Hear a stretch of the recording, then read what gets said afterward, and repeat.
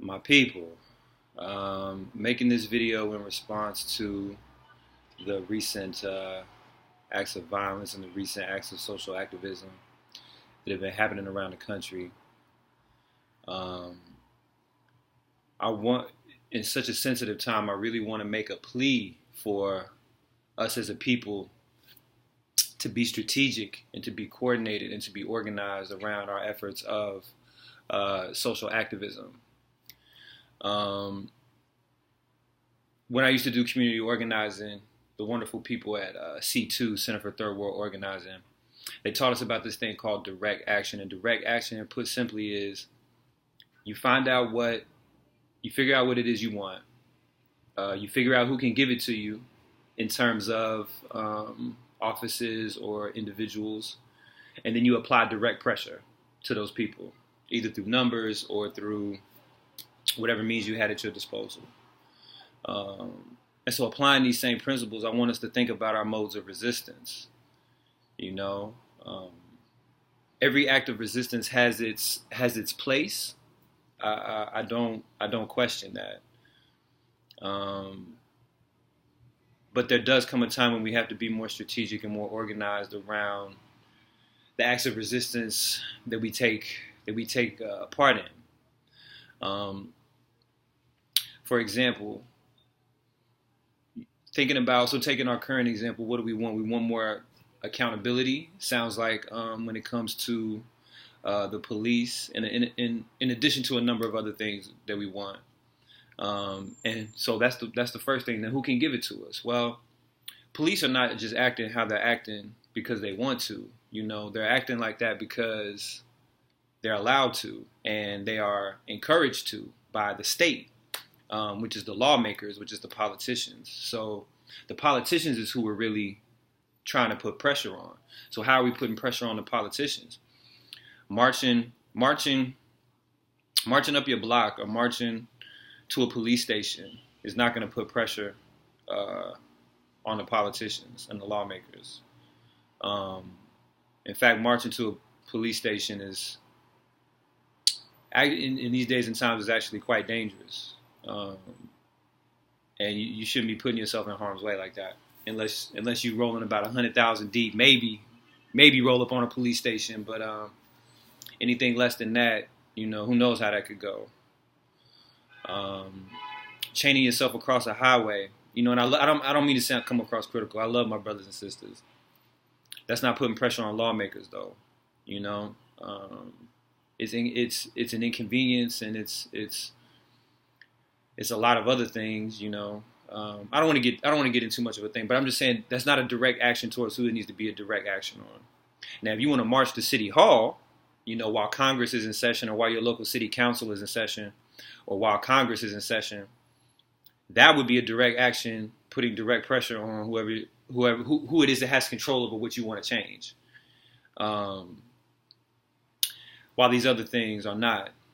I also want to say, you know, we'll get to the solutions, you know, here in a second. I don't want to just be critical. I'm gonna set forth some solutions as well, but I also want to say, listen, y'all. I know the pain and frustration you're feeling.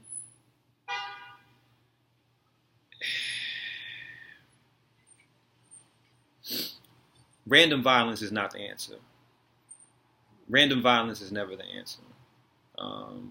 In fact, that's the highest form of imitation of the oppressor, when you're just hurting people who may or may not be directly responsible for your circumstances.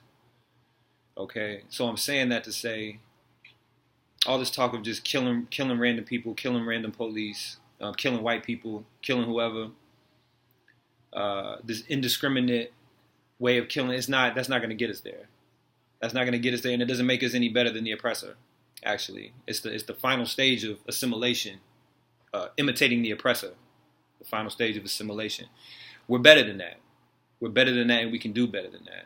I would never advocate, you know, just laying down. Or in other words, I always advocate self-defense. If you feel you're in danger, or you feel loved ones that you are with are in danger, I will always say to you know, defend yourself and your family and those you love and those who can't defend themselves, or just regular people. Defend others no matter what. And I will always advocate for that. But to seek out an armed conflict against the police state is not smart. And we don't even have the organization, we don't have the strategy, we don't have the artillery to make that successful. We just don't. And I could go into detail with that, but I feel like that's pretty self-explanatory. So what do we want? I mean, it depends on where you at and what your situation is. Everybody's contribution to the improvement of society is going to be different. But wherever you're at, I just encourage you to get more involved politically, meaning more control over your local politicians, your state politicians who represent you in Congress, because those are essentially the lawmakers who are setting the tone and setting the culture for our law enforcement system. They decide who's accountable to what. They decide what gets enforced and what doesn't. They decide who pays the penalties and who doesn't, which is why you'll see white-collar criminals get away with everything under the sun, from extortion, murder, robbery, fraud, on the highest levels, get away with a slap on the wrist or nothing at all. And, your average person will get busted down the block for having a dime bag in their pocket, or public intoxication, or, whatever. Because they decide who gets held accountable. So be more involved with your local politics. Be more involved with your state politics, and play a bigger part in that process. Also, economically, a lot of this is money. A lot of the stuff government and state does and businesses do come back to money. So organize yourself around community economics. That's a much longer conversation, but being strategic and intentional about how you spend your money and how the people around you pool your money can be a very powerful, influential force in society, especially when the numbers start increasing.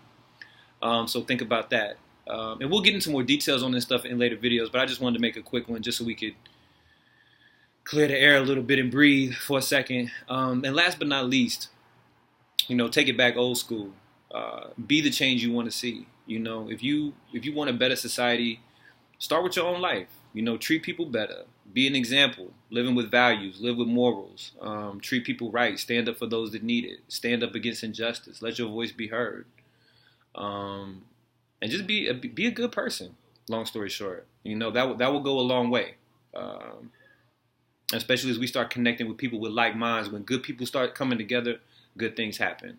The only difference between us and them is their level of collaboration and organization.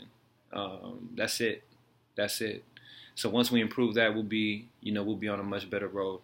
There will be more videos to come. I just wanted to touch base because I know it's been a hectic week, month, year, century, few centuries. I know it's been hectic, but change is around the corner. We're in it right now, and we just got to stay fast and stay strong. All right? One love, y'all.